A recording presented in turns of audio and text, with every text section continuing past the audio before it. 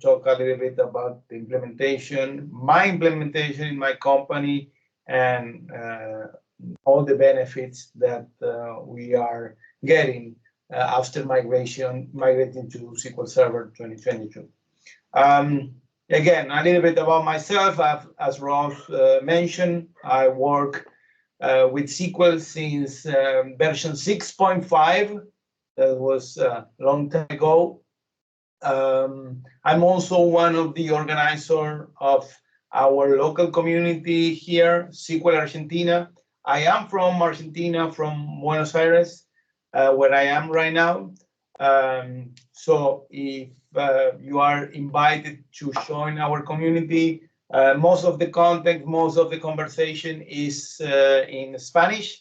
But again, if you know Spanish and if you would like to join us, you are more than welcome.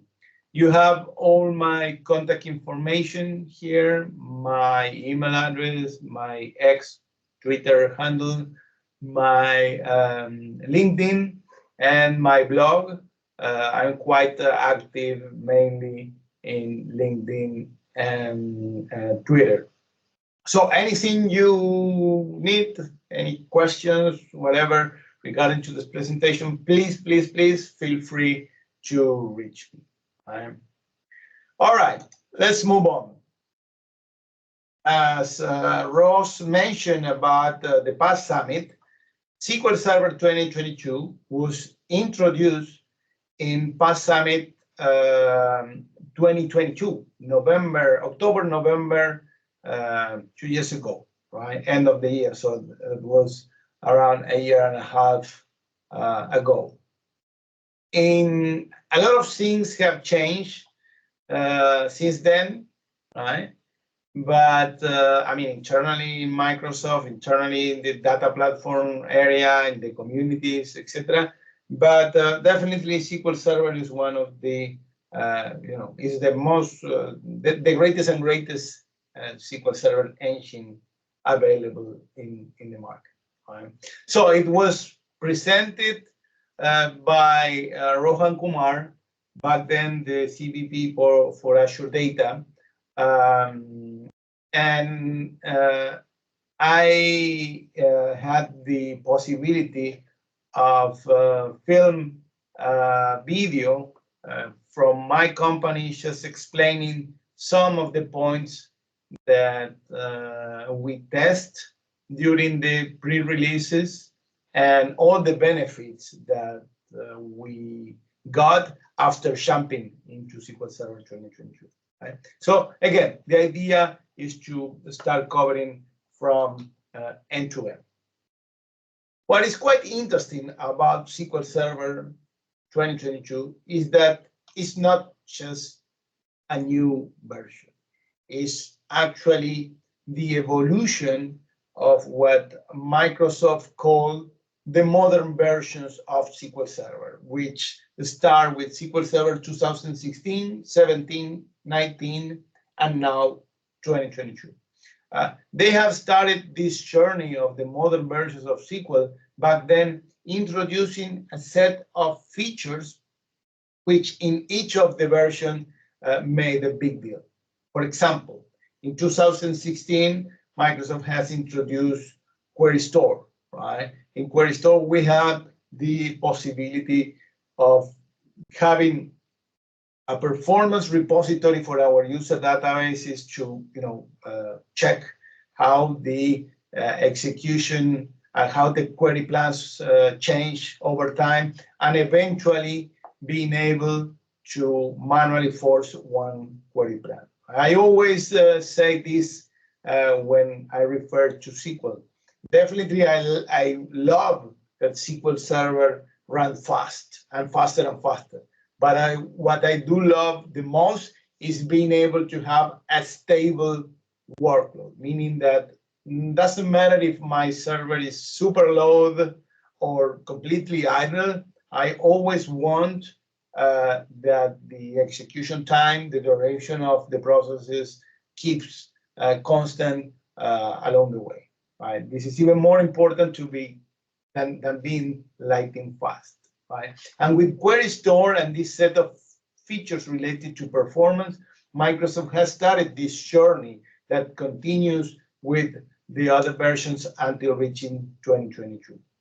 In SQL Server 2017, there was an addition to the Query Store, right, with the possibility of adding the adaptive query processing. So back then, the possibility was not only to detect all the queries in my databases, all the execution plans, the direction, the resource usage, reads, writes, etc.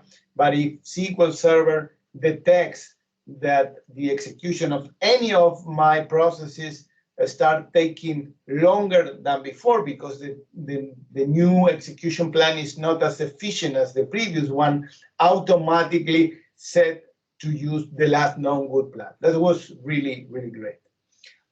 Another big milestone in SQL Server 2017 was the possibility of running SQL on Windows. As I said, I started back with SQL Server 6.5. So definitely, I never thought that day would come, right? But in fact, it came, and well, nowadays it's definitely a big deal. So SQL Server running on Linux, also in containers, right? So we can use it. Is there any question or something? No, I think no. So in SQL Server 2019, all the features related to performance keeps increasing, right? And making additional improvement to do what I said just before, right? Not being able to run faster, which in fact on every version, there were some features that allow us to get better performance, but at the same time, be predictable and be constant with the execution time.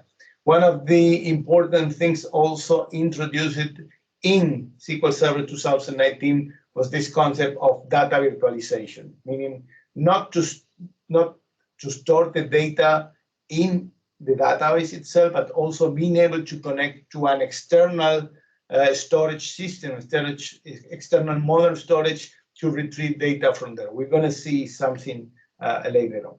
Right? So then finally it came with SQL Server 2022, right? Which, you know, this is a quite marketing related slide, but definitely I believe that is interesting to share because there are certain points that I like how they got, addressed. Microsoft is not, let's say, it's not just delivering new features separately, right? They're just trying to come up with a set of features targeted to multiple things. This time, with 2022, they call this version the Azure Connected SQL Server version, right? And with that, and with a set of features, right, which allow SQL Server 2022 to be fully integrated with certain Azure services. For example, one of the features or one of the capabilities is link feature for managed instance. Right? Link feature for managed instance, something that we're going to cover in a minute, but in 2 words, what allows us to do is that we can now do a distribute availability group between a SQL Server 2022 and an Azure SQL managed instance, right? Till now, you know that in order to do availability group, we have to use the same SQL Server version, always the box product. Now, with the link feature for managed instance, we have now this possibility to establish the replication to a managed instance. And moreover, we are also able to do a failover, so switch the role, right? So if our primary is the SQL Server 2022 and our replica is the managed instance, we now have the possibility to switch the roles. That is really interesting and a quite interesting feature. Then the other interesting approach is this Azure Synapse link, right? We know Synapse is the data warehouse product that Microsoft released some time ago, right? And what Azure Synapse links allow you is to configure certain tables within your SQL Server 2022 with this Azure Synapse link. So every change, every activity that you do on the operational server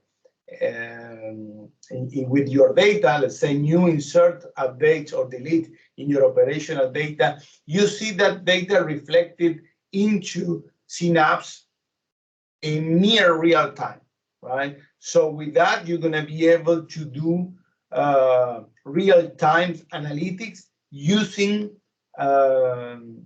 operational data, near real-time operation data. So you don't have to rely on an ETL to run data, your ETLs every 1 hour, 4 hours, once a day. No, you can do your Power BI reports based on live operational data. This is also great. And also, another Azure service is Microsoft Pureview, right? With Pureview, we can do integrations for policies, for rights, for getting insight in our data. So definitely these three pillars, right? With connectivity to managed instance, to Synapse, and with Pureview, definitely is what is the framework to be the Azure connected SQL Server version. Besides that, there are other interesting set of features, like, for example, Ledger for SQL Server. Ledger is a technology that allow you to use kind of blockchain technology within your SQL Server databases, within your tables, right? Meaning that you can specify, if you have a Ledger table, that the data that you have over there is immutable, meaning that even if you are the sysadmin, even if you have the SA account, you are not able to get rid of the data, to tamper with the data, right? So this is quite important for example, financial areas in where you have to make sure that the data that is there is not tampered at all, right? And with this, you have a way to verify for external auditing entities that the data is not changed by anyone but the application. Right? At the same time, SQL Server continues being the leader in the security aspect with the vulnerabilities found in the market. So definitely always a leader in this area. And as I mentioned before, what is also interesting is this concept of building query intelligence that started back in 2016 with Query Store and with all the capabilities that were added since then till this current version. We're going to check them and we're going to see them in a minute. What is even quite more interesting here is that this is not only tied to SQL Server products, SQL Server on-premise or SQL Server running on virtual machine. This concepts applies from the edge up to the cloud, including SQL Server. So what Microsoft is trying to do is just to use the same engine, the same set of features in Azure SQL Database, in Managed Instance, in SQL Server on VM, on Arc, and also in Azure SQL Edge. If you don't know what Azure SQL Edge is basically the possibility of running SQL Server on an ARM device. A device like this, a Raspberry Pi, you can have the same SQL Server that you use in your enterprise, right? You can have tables, you can collect information, store, process, and even do some machine learning, right? Of course, you won't put your mission critical decision-making application on a device like this, but for certain scenarios for the edge is definitely super important. For example, if you need to collect data from the field, let's say that you have multiple sensors around a specific city that you need to capture, store, and process data, this device running Azure SQL Edge is definitely the way to go. And as I mentioned before, most of the capabilities that apply for SQL Server 2022 are also available here. And you can even connect this to a Management Studio from Terminal, right? So end-to-end, from edge to cloud, right? So as we briefly mentioned, cloud connected or Azure connected with integration with managed instance, with Synapse Analytics, and with PureView. All the features related to query intelligence that we're going to go deeper in a minute. Security, scalability, and availability. These are also important topics within SQL, and we will see that there are a ton of features that are targeted to all these three pillars. Data virtualization, to be able to get data from external object storage, modern storage. So definitely this is a big thing. And finally, as on every new major SQL Server version, there are a lot of enhancement in the T-SQL programming language, which help the developers to do things in a much easier way. We will go to that as well. Right.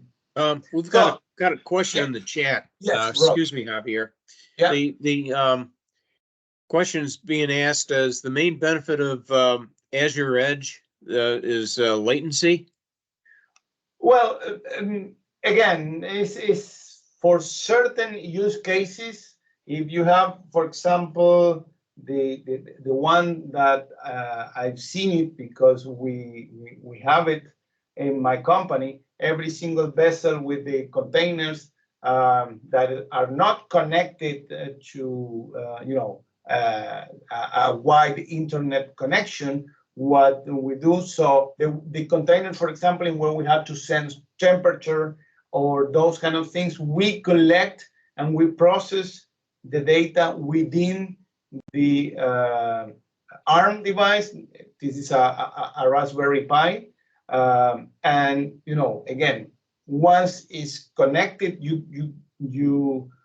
it's a SQL Server database. You can do T-SQL, right? You can create tables and you can get from the sensor the data live, store it, and then send it to a centralized location, right? So as I said, I will never put my mission critical database in here, but for certain things like edge scenarios, this is great, right? For any kind of sensor related activity that maybe you need to collect close to the source instead of a central location with your big data center, with your big servers, right? This is a way to go, right?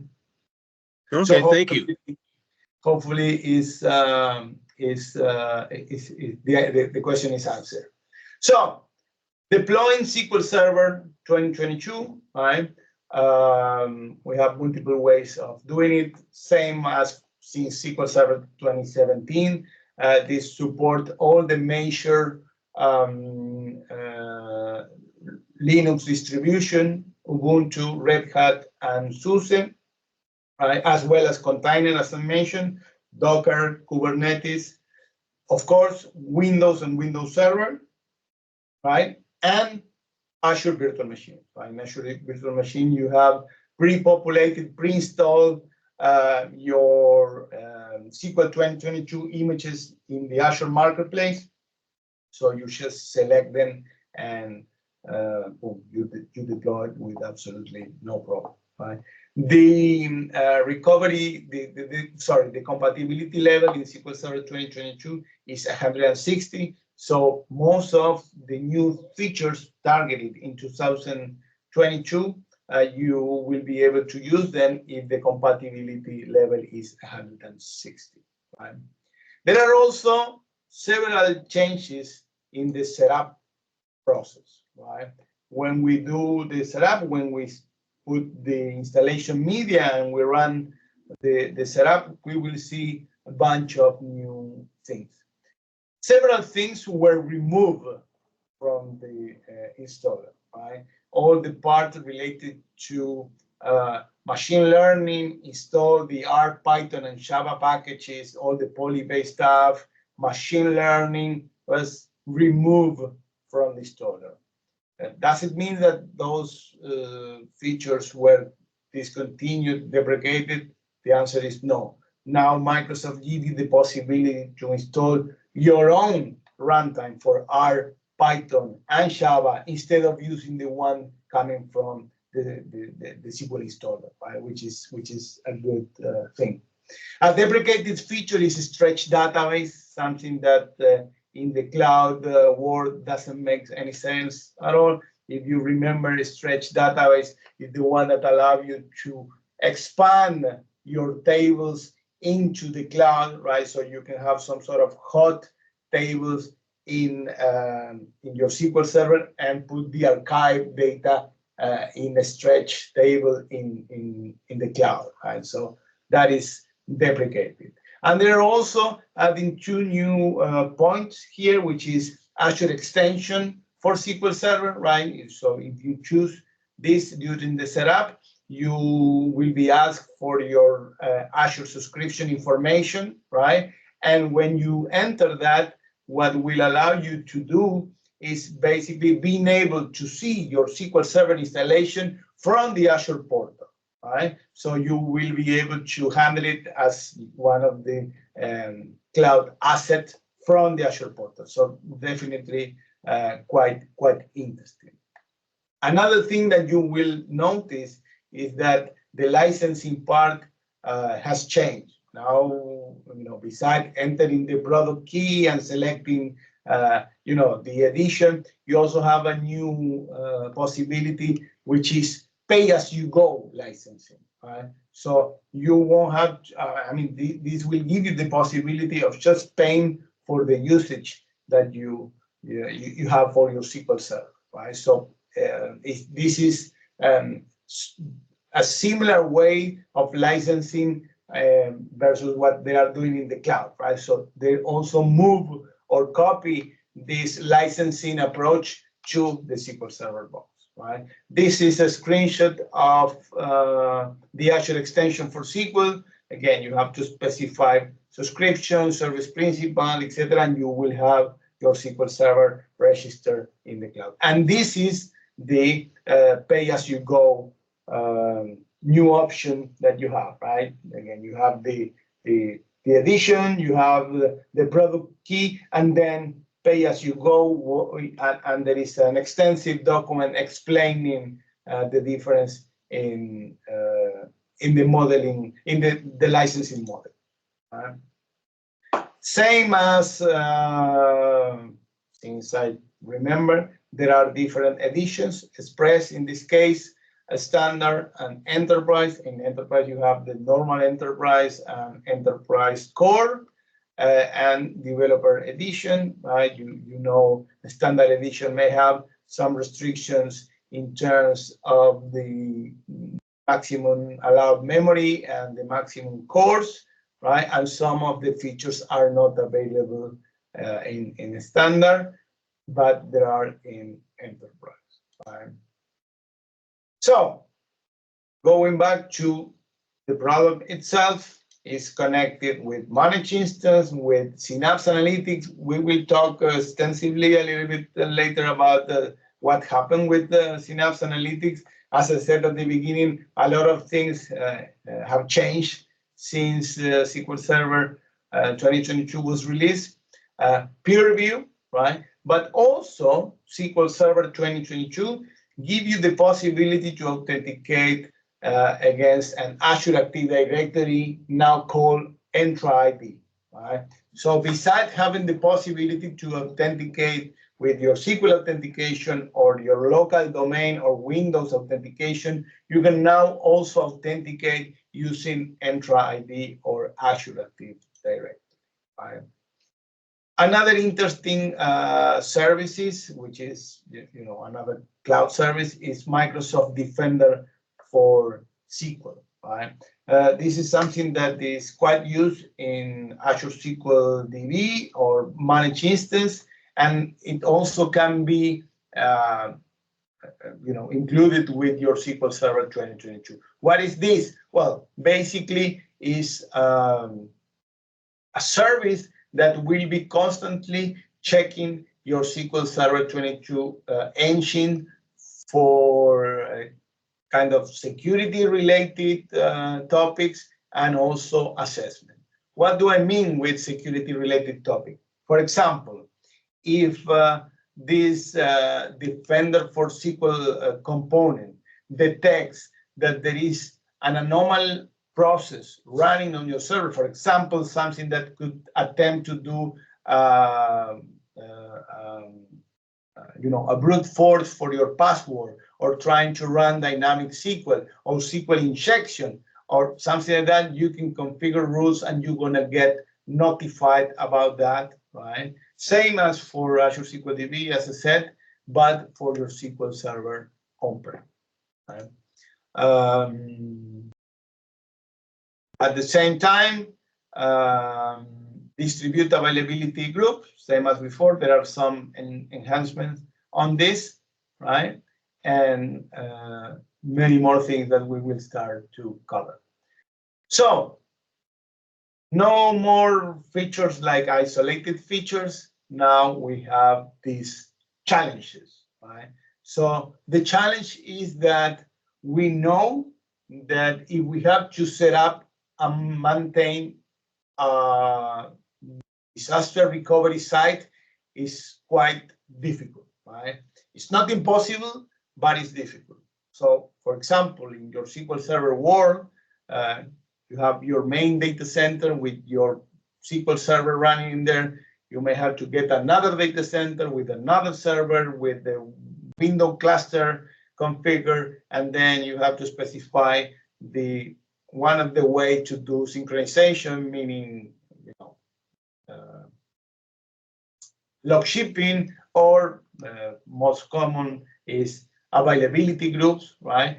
Again, not impossible, but quite hard to set up and maintain, right? Well, as I mentioned briefly before, now we have the possibility of establishing a distributed availability group with Azure SQL Managed Instance. Which is also interesting is that the SQL license for your DR, for your managed instance, is now free. Right? So same as in SQL Server, when you have your DR instances, which are the only purpose is disaster recovery, you don't pay for the license. Well, it's now the same for managed instance. Right? So this is quite interesting and super useful. Because you can not only use this for disaster recovery purposes, you can also have your on-premise SQL Server with your read-write replica, and then a managed instance, of course, in Azure, which is your DR, but at the same time, it's your read-only replica. So you can use that to be the source for Power BI or any other Azure service. Right?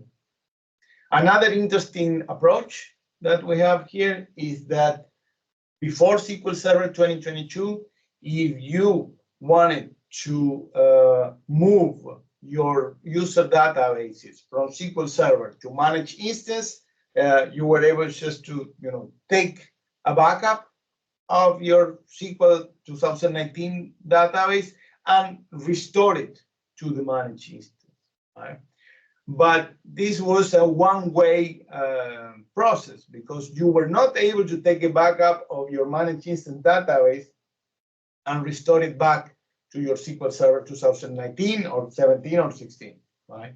So if you was going to the cloud, right, to manage instance, there was no easy way back. Now with backup, restore, being portable between SQL Server 2022 and managed instance is much more simpler. So you can even take the backup of your managed instance and restore it on premise. So super interesting. So how do we set up this, right? The link feature for managed instance. Well, you have your SQL Server, which can be in your own data center or in an Azure virtual machine. You have to configure the endpoint. If it is in Azure, you have to specify all the firewall rules, right? So it has to be, of course, visibility, right? And then you have to define your normal availability group, right? With a wizard that we will see it in a minute, right? And it same as with SQL Server before, it's going to automatically create the link. It will seed the database and it will start the replication right away, right? And we have the read-write database on-premise or in SQL Server 2022 and the read-only replica in managed instance. The other possibility, as I said, is we're going to be able to take a backup, right, with any of the options, store it in storage account in a blob storage, and then just simply do the restore. And as all the migration that we have done, then we move the system objects, etc. And that's the right way to do it.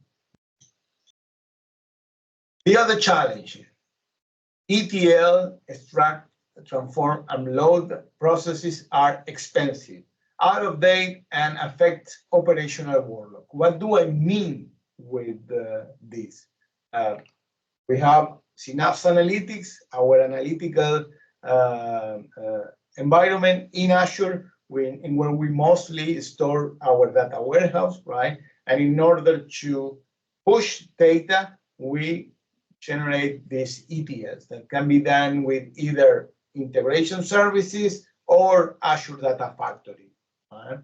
And that may extract the data that we have in our databases, do any kind of transformation if we have to, and load it into the into Synapse. Right? And again, we do the analytics with the data that we have in the data warehouse. Right? But those ETLs, we run it on a scheduled basis, once an hour, once a day, once a week, right? Depending on our environment or our needs. Right? With Azure Synapse Link Server, we can define one or more tables within our user database. We can configure Synapse Link, and those tables will be synchronized and available within Synapse, right, in near real time. And with that, then we can use Synapse to consume that data right away, right? So super interesting, something that for the analytical world is definitely a big deal. I mentioned, this is the third time actually, that a lot of things changed, right? Since actually not so long ago, in November last year, Microsoft announced Microsoft Fabric, right? Which is the data platform era for AI, which is targeted to analytical workload, right? So this is more or less the replacement of Synapse, right? And there are many other things that are out of the scope from this session today, right? But what I want to target it here is that maybe the Synapse Link is kind of out of date or not used anymore because of Fabric. But what Microsoft now is targeting is to this mirroring in Fabric, which basically nowadays in preview, it's allow you to do the same thing that we saw for Azure Synapse Link, right? Being able to synchronize our operational tables into Synapse. Well, we're going to be able to synchronize our tables, right, into Fabric, right? for this preview is these 4 engines. The one that we are more interested in is Azure SQL DB, right? And in the future, it will also be SQL Server product, SQL Server on-prem. Right? So really, really, really good. So let's see our first demo, right? In this demo, what I will show you, this is a recording, by the way. What I did here is I had SQL Server 2022 with a set of tables, right? And few databases with few tables. I took one user database and I established the managed instance link. So I have a managed instance in where I'm constantly synchronizing it in the cloud. And also within the same table, I have a couple of tables. Within the same database, sorry, I have a couple of tables in where I configure Synapse Link for SQL Server. So let me put the recording and I will be explaining what we see here. Right. So this is my SQL Server 2022. I have several user databases. From Management Studio, we have this option, Azure SQL Managed Instance Link, right? And we have these two options, replicate database or failover database. First of all, we need to replicate the database to set up everything that we need, right? And to do that, we will see that it's super easy. We get the database, we go to replicate database, right? And we get the wizard, a similar wizard that the one we see for availability loop. It's gonna do certain checks, right? For certain things.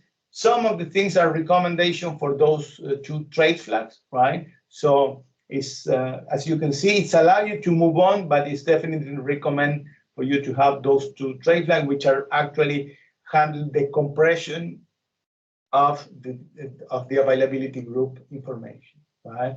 So what I will be doing here is basically setting these 2 trace flags on my SQL Server 2022, right? So I go back here and doing the VCC trace on for both trace flag 1800 and 9567 at instance level. Boom, we have it there. We go back to the wizard, we rerun it, and now everything is green, right? After we have that, we just move on. We select the database that we want to mirror. Of course, it has to be in full recovery model, right? Same as for the normal availability groups. Once we select the database, we go to, the next step is to connect to my Azure subscription, right? So we get into it and we select the managed instance, right? It's as simple as that. When we're done, what we will see is exactly like this. We're going to go to availability groups and we will see a normal availability group, right, called HE DemoDB, and another one called DAG DemoDB, which is the distribute availability group. DAG stands for distribute availability group, right? So that was created completely automatically. So now I'm connected in my SQL Server 2022. I have this table within DemoDB, which is the one that we synchronized, and it's called sample table CSV. And there are 145,000 rows with 927, right? So bunch of rows, right? This is my managed instance, and you can see in the bottom it's connected to my managed instance. And again, this is exactly the same table because it's an availability group, right? If we try, of course, to delete something on the replica, we're going to get this ugly message that's saying we cannot delete anything because it's read-only, and it's read-only because it's part of the availability group, right? So this is the part in when we have established the MI link. Then I'm also connected in my Synapse Analytics here. And as you can see, I am connected from Management Studio to the three of them: SQL Server, the managed instance, and also my Azure Synapse Analytics dedicated pool. Right? So I have the same table, sample table CSV, also synchronizing with my Synapse. Right? In this case, I'm back to SQL Server 2022, and I will delete several rows here, right? Of course, I can do it on my primary server because it's read-write. So I delete 1,000 rows, right? So when I do the new select, the first ID is 6,000. If you remember, before it was 5,000, right? And if I go to my managed instance database and I do the same select, now I see the first ID is 6,000. Right? So it's synchronizing in read-only mode on my destination, and I have all I need. And at the same time, if I go to Synapse and I do the same select, again, my ID is now 16 because it has deleted all those 1,000 rows that we have at the beginning.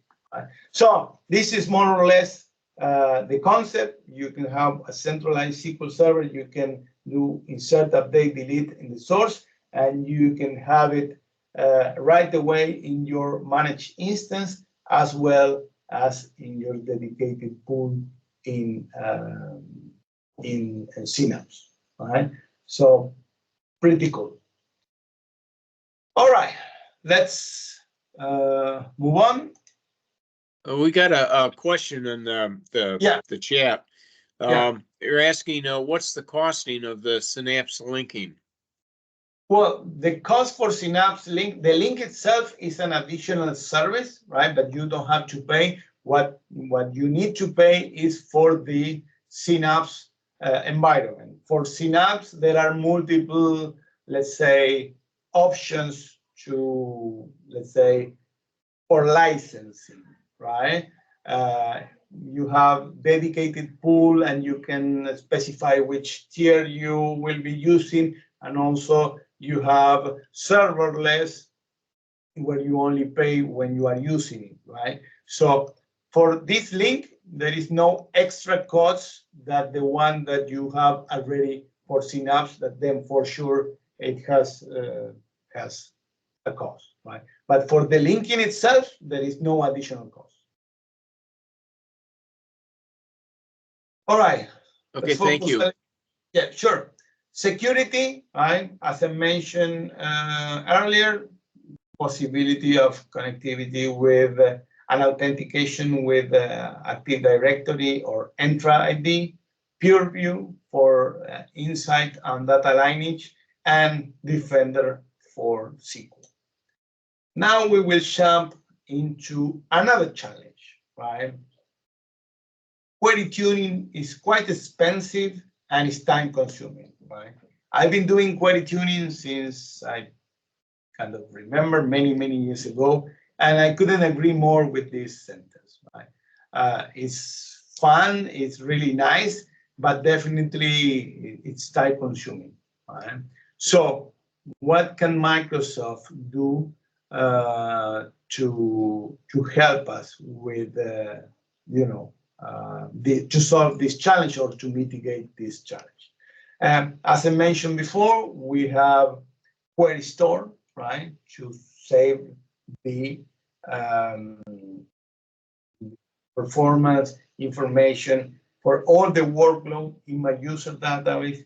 And at the top of it, we have, since SQL Server 2017, actually intelligent query processing, in where Microsoft was adding more and more features that we will cover in a minute, right? But in SQL Server 2022, they call intelligent query processing next generation, and we will see why. Right? One of the important things to mention is that until SQL Server 2019, when you create a new database, Query Store was disabled by default. right? So if you wanted to use it, you just have to enable it manually. Starting with SQL Server 2022, when you create a brand new database, Query Store is now enabled. So this is a big change, and now Microsoft definitely is pushing for you to use Query Store. So, beside all the previous features in intelligent query processing, now Microsoft added a few more, and they are quite interesting, actually. One of them is degree of parallelism feedback, and the other one is cardinality estimation feedback. And then these two relies actually on Query Store.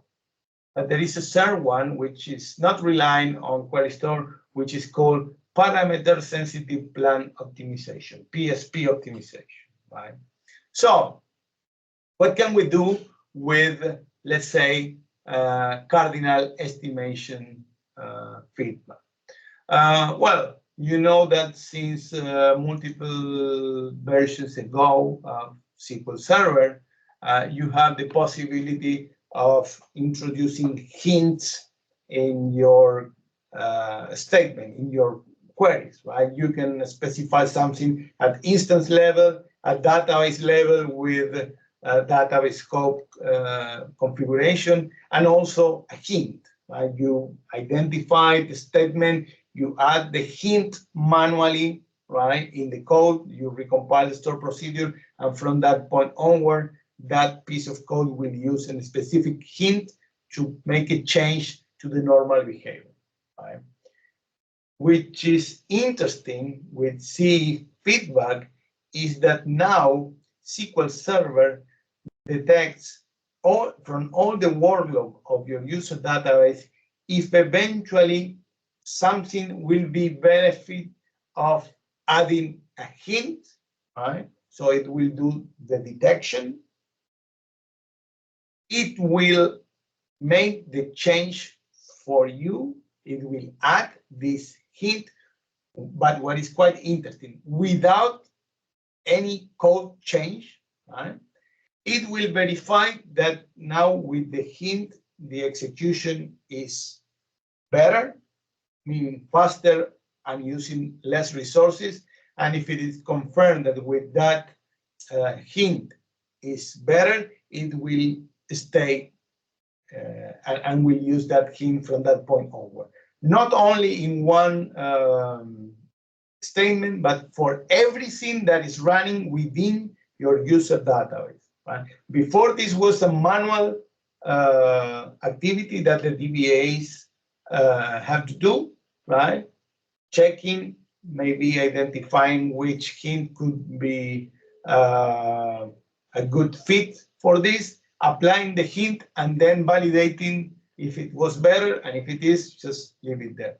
Now, with the possibility of storing everything in Query Store and analyzing constantly the workload, it will put those hints for you and it will maintain it. So this is something less that you have to do. So super, super interesting. We will try to see it in action in a minute.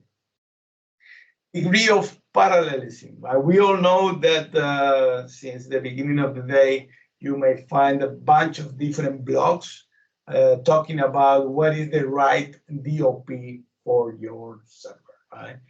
You may go and change it in one number at instance level, at database level, or even put in a hint to use in a specific DOP feedback. We know that it's super hard if it is not one of the most complicated things to handle in SQL Server, parallelism, right? Well, this feature called DOP feedback, it will do something similar to CE feedback, but targeting to the degree of parallelism. It will evaluate all the workload running in your user database. If it detects that your workload will have some benefit lowering down the DOP, it will do it for that statement only. It will verify that the execution is better, right? And it will maintain it if it's better. If it is not better, it will revert it to the previous value, right? So it will always try to lower down the DOP until it finds the right one for not for the whole server, for a specific statement, right? So and in this version is only going from a higher DOP value to a lower one, right? But not once. I mean, we may be lower from 32 to 16, and from 16 to 8, and from 8 to 4, and it may stay there, right? Or it may continue, or it may reverse. So definitely, with the possibility of storing performance information within Query Store. Now with Query Store, all this is persistent, right? So even if you reboot the server, all this information is stored within the user database with Query Store. So when the server gets restarted, you have all this already there. So it's not like it has to learn everything back again. So super, super interesting new feature at the top of everything that was there, like memory grant feedback, for example, that we're definitely going to see it in action in a minute. Then we have parameter sensitive plan optimization. This one is definitely great. And let me go to the next slide just to have some summary of intelligent query processing next generation. So in order for you to use it, you have to, of course, have SQL Server 2022, compatibility level 160, and you can use all these new options, PSP optimization, C feedback, and DOP feedback. So parameter sensitive plan optimization. This is quite an interesting feature. We know that when we have, for example, store procedure that may have an input parameter, right? The first time we execute the store procedure with that specific parameter, what SQL Server will do, it will, of course, come up with the execution plan based on that parameter, right? And then it will use that plan for following execution, right? Maybe the following execution may be using a different parameter that the plan that has in cache is not the best, because with the original parameter, it decided to do a table scan, but then maybe with the second parameter, it's better to do an index seek. But since the plan is already cached with the index scan, that's the one that's going to be used, right?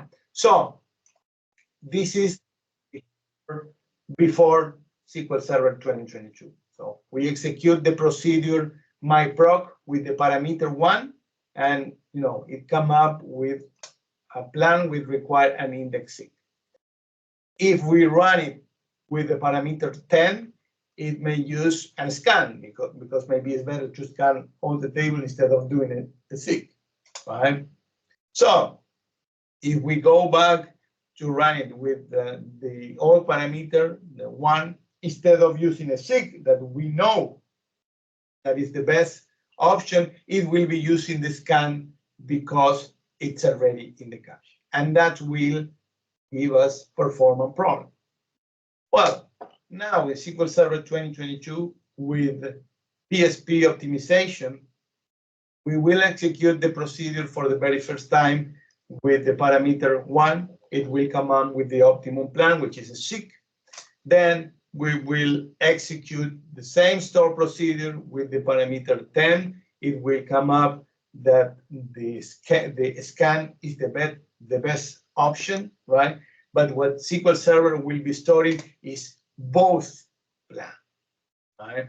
So depending which parameter we use, it will use one plan or the other, right? Up to 2 plans, right? So it's not like it's going to, store in cache a plan for every single parameter, but based on statistic and histograms, we'll use either one plan or the other. Right? So definitely a very, very good thing, and I see a lot of benefits when I run it in my workflow. Right? Because now for certain store procedure, you have two plans, and depending the parameters you use, it's going to use one or the other. So this is actually something to mitigate parameter sniffing. Right? As I mentioned earlier, the DOP is always a pain, right? But what we can do with DOP feedback is actually, I'm trying to explain it here. We run the query processing will be storing everything within the query store, but there is this new background task that will be evaluating every single new session, and we say, hey, maybe this one could be better with a lower DOP. So it will set it, it will execute it with the new feedback, it will validate, it will evaluate that the execution time is better, and if it is good, it will stay there. But it doesn't finish there. It will continue and will continue lowering down if it is needed. Right? So definitely something super, super easy. So let's try to see some of these features in action. Right? So let's jump again to, well, not again because the previous one was a recording, but let's jump to my virtual machine. So let's try to see these two demos. We will, first of all, I will show you cardinality estimation feedback, CE feedback, right? In order to do that and to see it in action, what I'm going to do here is I will create an extended event session, which will actually help us to identify all the changes within the CE feedback. I'm going to refresh here. I'm going to go to my extended event session, and I will put here watch live data. There's still nothing, right? Because we haven't done much yet. So after that, I will make sure that I have my database incompatibility level 160. I clear all the information in query store, and I will also clean the procedure cache for my user database. So let me explain what we're going to be doing next. I have this statement, right, which I will be executing 15 times, right? After executing this 15 times, we're going to check these two new DMBs, right? Query store hints and query store feedback, and we'll see what we have. After that, we will execute the same statement one more time, right? Time number 16, right? And we will check what we see in those two DMBs. And finally, we will run exactly the same query, right, twice, and run finally the same DMB. So let's do this in one shot, and we'll see what happens.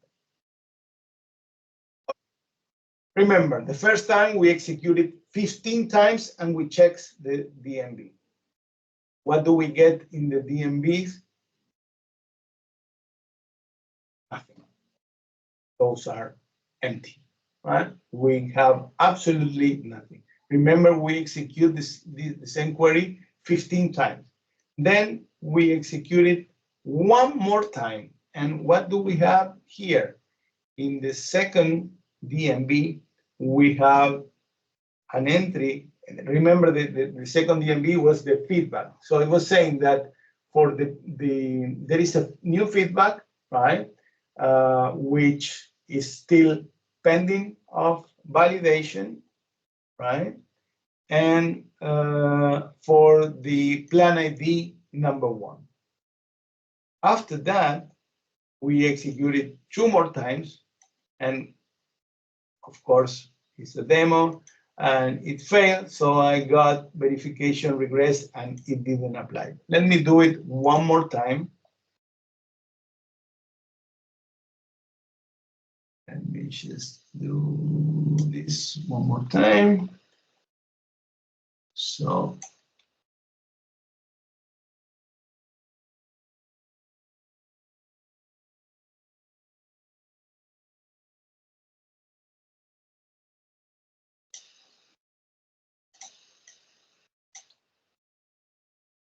okay, this is after the final 2 execution, what I wanted to show you.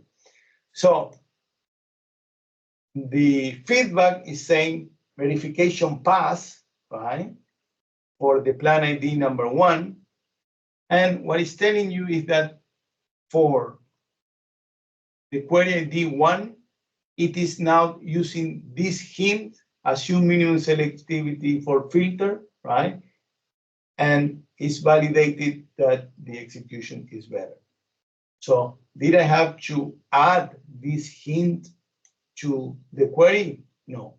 It is using this every time that we execute it from this point onward, right? Because it validated that using this hint is better. So imagine that we have this within a store procedure, right? And before we have to identify, enter the hint, recompile it, and verify it. Now it's been done for us automatically. So really, really good. Another feature in intelligent query processing, actually from a previous version, was memory grant feedback. But in SQL Server 2022, Microsoft added the possibility to be persistent. What is persistent? Well, basically, if we restart the SQL Server service, everything that we learn, right? Everything that was learned, it was stored in the query store, and when the server was restarted, all that previous learning was intact and didn't have to start over. Right? So for this demo, I will be using a different user database, right?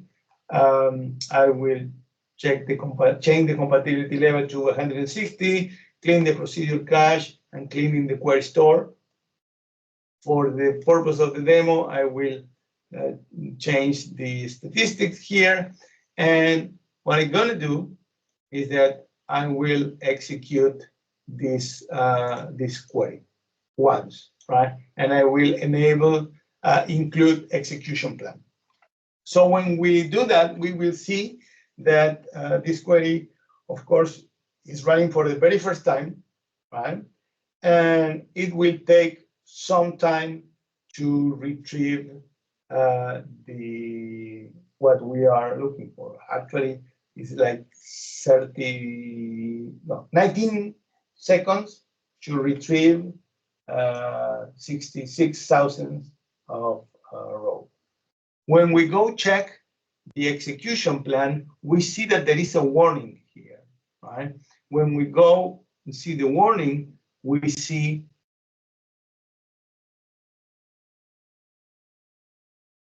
to 10 dB because of an excessive memory grant. Okay, remember, it took 19 seconds to return.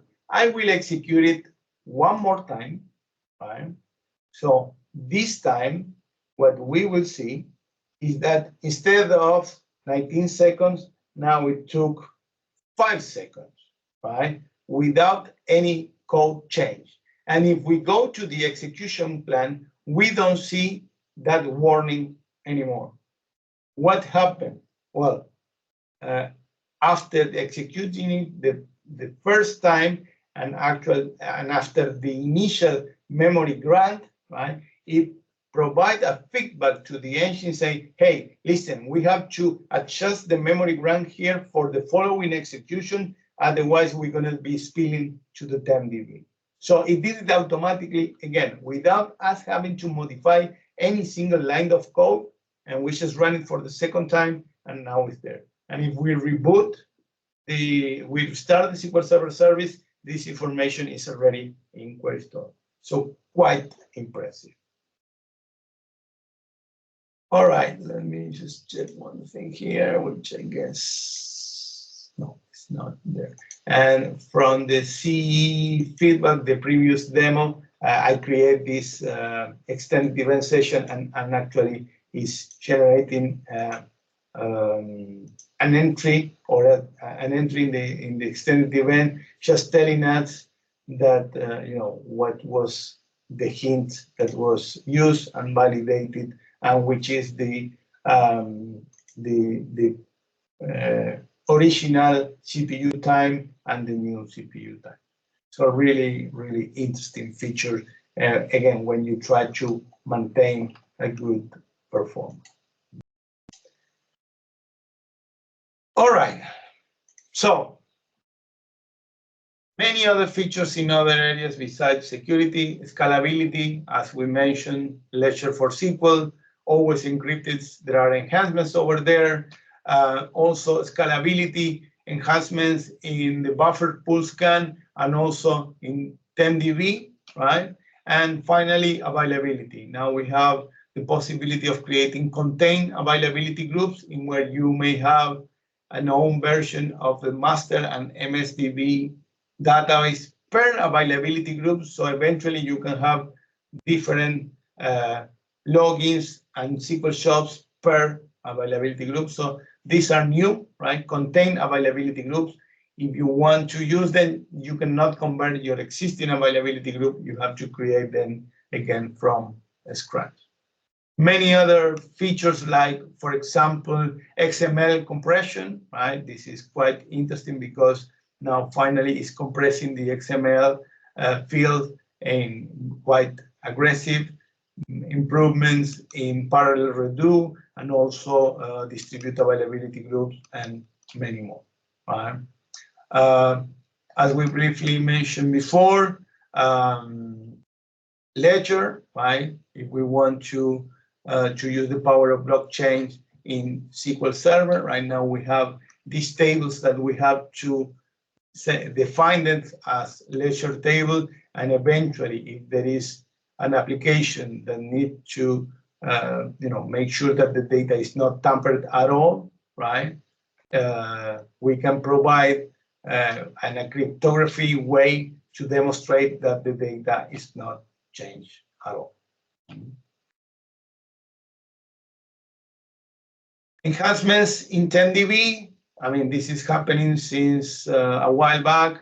Before 2019, actually, we have to use those trace flag 1117 and 1118. But also there were changes in the setup. So now when you are installing SQL Server, now it's telling you how many files you want to have for the 10dB, the locations, the size, etc. Right? And in 10dB in 2019, also now it's trying to address the SGAM and GAM concurrency, right? So even if you have, let's say, a 10dB with one file, you won't see contention. Of course, all the best practices for 10dB remain the same, but there are definitely a lot of improvement on how to handle the contention within 10dB. Availability groups, right? Some enhancement, especially for the contained availability group, in where we have, as I mentioned before, a dedicated version of master and MSDB for each availability group, so we can have different logins and different shops, right? Also, the possibility of accessing external table storing, for example, an storage account in a blob storage. We can access directly from SQL Server Parquet file in the storage account, right? This can be Parquet, Delta, CSV, or text file. We will see a brief demo in a second. And also, in any of the new storage, modern storage that use the same technology, right? What else? let's see this in action. I have here a script that is super simple, actually. External tables, what we can have here is that we're doing select from the Azure Blob Storage, a public storage in where we're gonna get data in Parquet format related to COVID. So I will get the top 100, I will execute this, and it will return it in a table format, right? So this data is not stored in any of my local user databases, is on a storage account, right? We haven't set up any public key or anything because this is, as I said, public. This is actually an enhancement of a previous feature which was called Polybase. Now it's called data virtualization, and again, it has this possibility of connecting to better or modern storage system. Right? Going back to the slides, enhancements in T-SQL, right? Also enhancement in how to handle JSON. There are new functions in T-SQL, like for example, greatest and least. You can have a list of multiple values and it's gonna get either the greatest or the least. Enhancements in string split and trim functionality, right? And many more, right? Again, with the possibility of giving the developers more flexibility with predefined functions to do things in a better way. In a nutshell, a summary, right? SQL Server 2022, as they mentioned, is the Azure-enabled or cloud-connected for disaster recovery, analytics, and security, building query intelligence that, again, try to help us to accomplish what I said before, try to have good performance, stable performance, but in this case, without code change, which is super important, right? A lot of enhancements and innovation in security, scalability, and availability, data virtualization, as we saw, right? And enhancement in T-SQL. If you want to learn more, aka.ms/SQL Server 2022, that's the entry point for documentation, for downloading the developer edition or the evaluation edition if you want to get involved, right? So definitely a good thing. Here from some of the quotes from myself during the past summit related to some of these features and how we've been testing it. And here are two QR codes, which are basically leading you to the learning page in Microsoft Learn with everything related to SQL Server 2022. What we covered today, more in depth and with more examples, and the same for Azure SQL Fundamental. And with that, we just finish this presentation. We covered as much as I can in an hour or so. So I'm opening for questions now.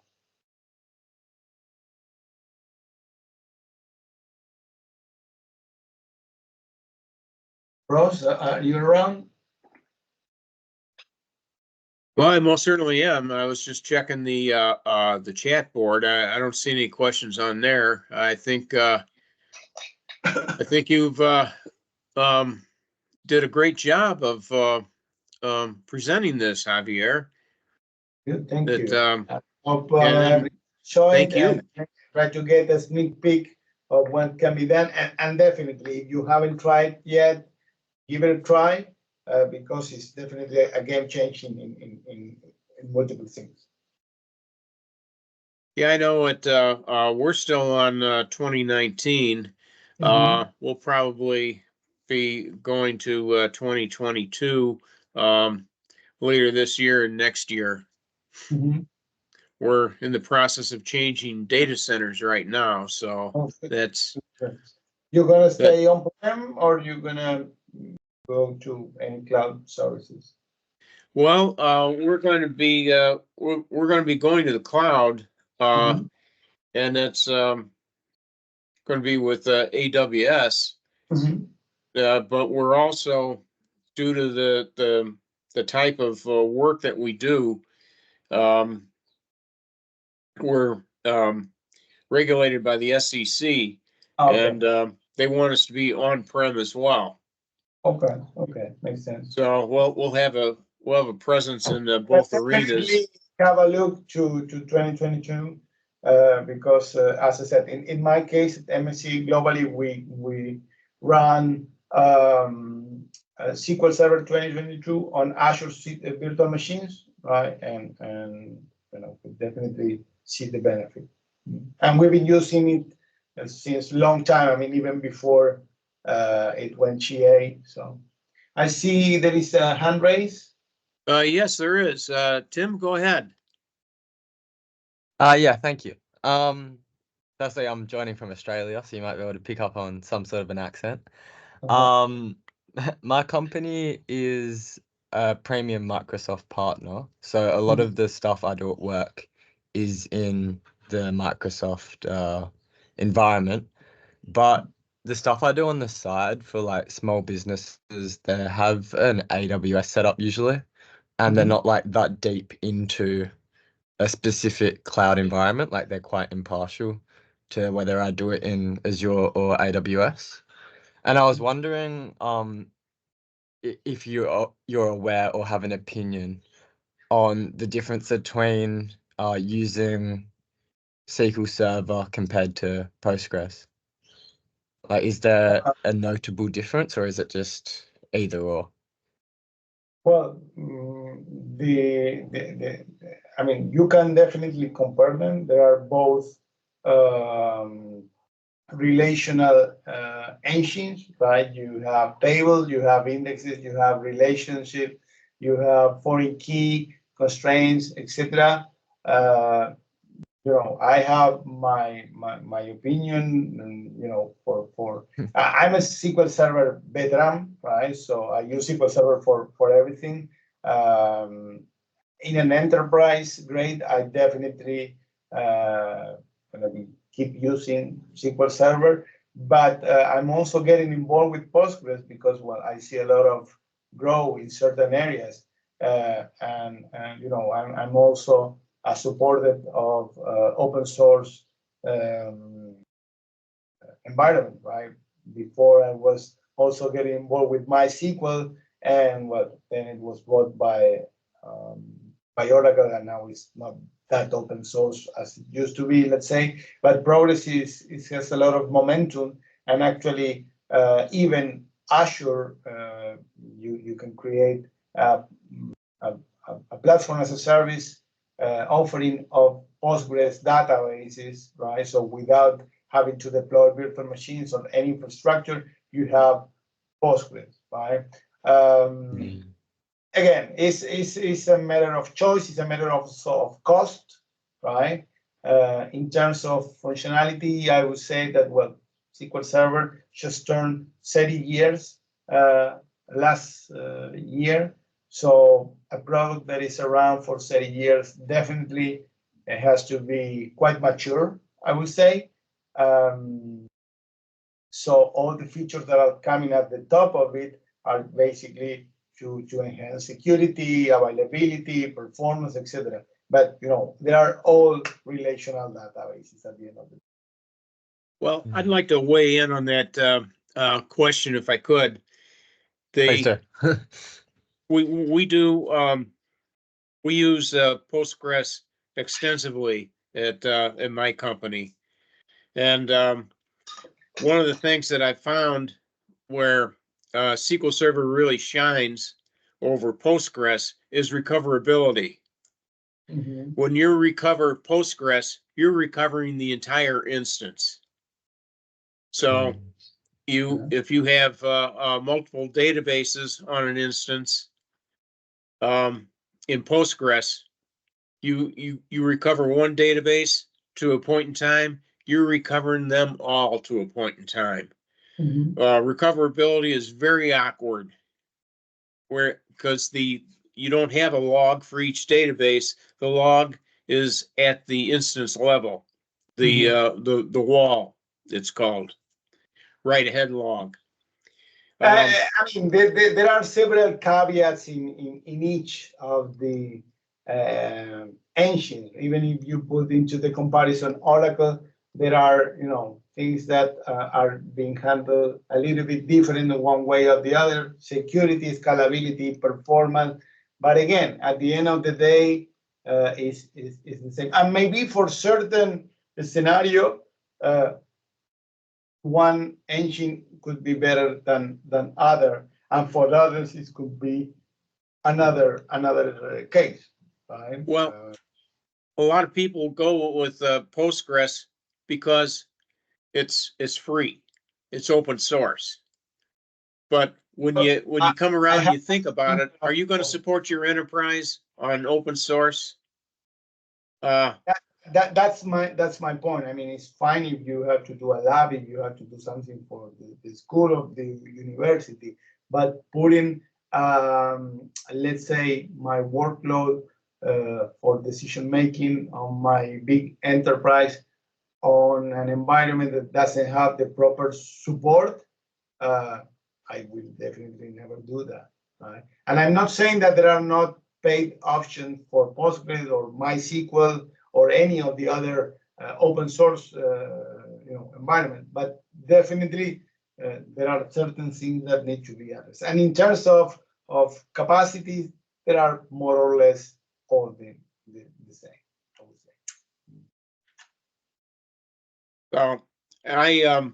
I don't work for Microsoft. Mm-hmm. I don't get paid any commissions or any royalties from Microsoft. But I'll tell you this, in my opinion, and I've been doing this a while, but in my opinion, SQL Server shines over Postgres. Well, if you go to the I forgot the name, the Gartner quadrant, you will see Microsoft as the leader, right? And definitely Postgres is gaining a lot of room lately, and it deserves, and again, it's growing rapidly. And it's good that every data professional at least know that exists and may have some interaction, right? But definitely, to me, SQL Server is the number one, period. Would it be fair to say that for a small task that doesn't really have much, sensitive data, it's just like maybe an integration for a business, or just like a really small part of their setup, that it's fine to have it on a Postgres for now, because SQL Server setups are a lot more expensive and harder to set up? Is that a fair statement? If you're not planning to have, let's say, support, if something happened, like a security problem, a data breach, or availability, that the service is not coming up online, or something like that, if that's something that you can handle, then it's fine. You can even do that, for example, with SQL Express, which is free. But again, it's for certain scenarios. I believe that nowadays the trend is that, of course, as I said before, it's definitely growing the adoption of Postgres. But for an environment as the one, or for a scenario as the one that you are mentioning, like a small application, etc., I would choose, in my opinion, something more similar to Azure SQL Database. That there are even free tiers, right? Than another engine, right? And there will be cheaper. You will have support as well, and in some cases they are even free. So Again, I have my lab with not only with Postgres, I still have MariaDB and my MySQL. Right now, I'm also testing another ones. I try to see them all, but my preference for the last 30 years is always the same. And again, I'm not a Microsoft employee, and I don't get a penny for saying this. Well, that's really changed my perspective. And then I guess I was wondering if the clients I'm working with, if they have like an irrational like need for it to be an AWS, like they just won't do anything with Azure. Is because you talked about there being a link between the SQL Server and the Azure platform, like it will be able to see your databases on your like dashboard or something like that. Is that the only actual notable difference between hosting it on AWS and Azure? Well, I'm not an expert in any other cloud that is not Azure, unfortunately, right? I do have some experience with AWS, but not at enterprise level, let's say. Now Microsoft with SQL, they are pushing this concept of SQL everywhere. Doesn't matter if it is PaaS, if it is SaaS, or if it is the SQL Server product. It's just SQL and it runs even on an ARM device, right? It doesn't matter your OS, but doesn't even matter which cloud is run. Microsoft is pushing this concept of Arc, right, which allow you to run maybe a managed instance in a container in AWS, right?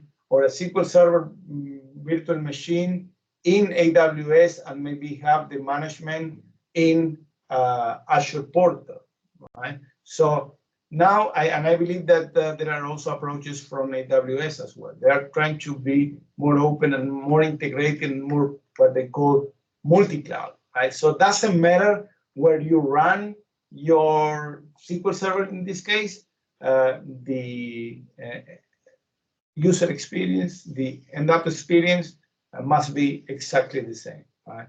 Of course, they may have, one or the other may have better hardware, modern processors, faster disk, etc., and also cost, which is super important, right? Availability options, etc., etc. So to me, it's a matter of preference.